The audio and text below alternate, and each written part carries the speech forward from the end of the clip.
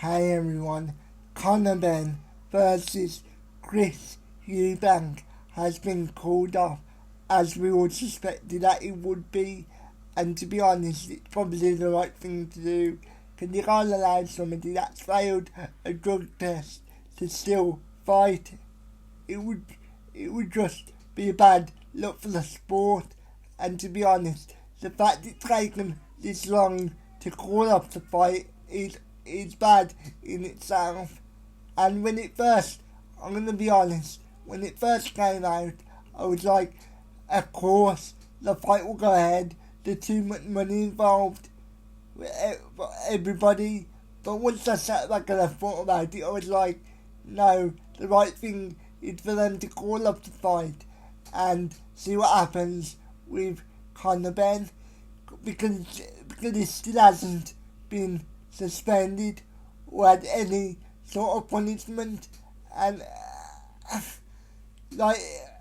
obviously they have different drug tests. They have the USADA drug test, but he's passed the other drug test. I can't remember what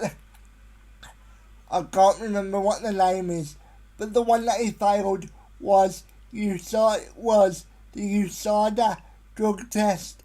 So I don't know why they just can't have one drug test, one body, and everything go through that one body. It would be better for the sport, I can say that much, and then we wouldn't have half of these problems. In my opinion, if you fail a drug test, then you should not be able to fight, even if you did pass other drug tests. If you fail one drug test, then that, for me, you should not be able to fight. Just my honest opinion. But the people that I feel sorry for are the fans, and more importantly, people on the undercard, people that have spent all this time training, paid for their camps. And don't forget, a lot of people on the undercard are young fighters, and they still have full-time jobs, and they have to, as I said, they have to pay for their camp, and they've spent all this time training, and now a day before the event, or 2 days before the event, it has been called off, and I just feel really bad for the undercard.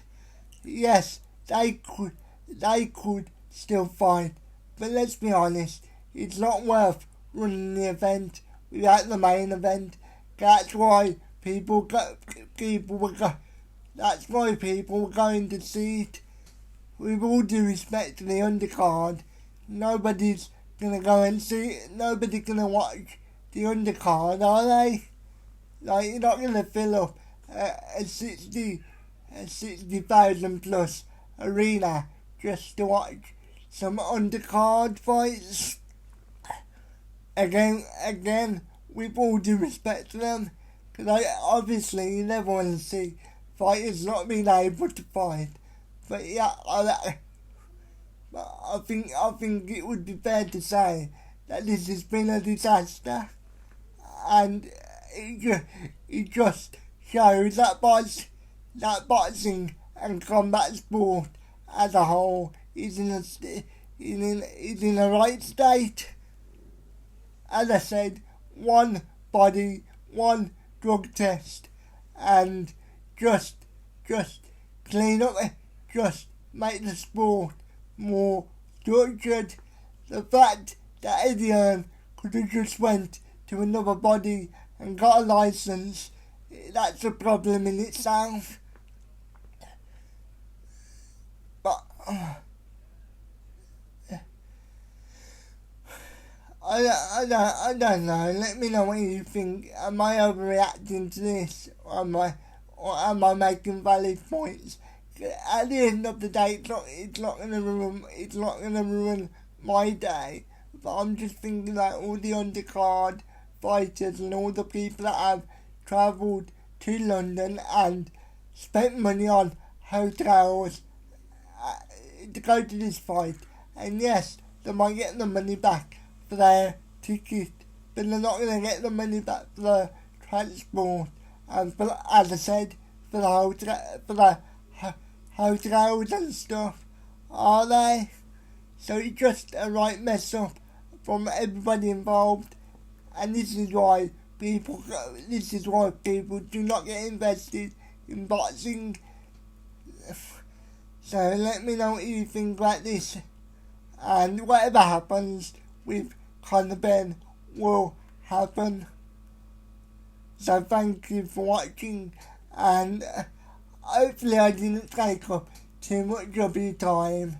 So thank you for watching.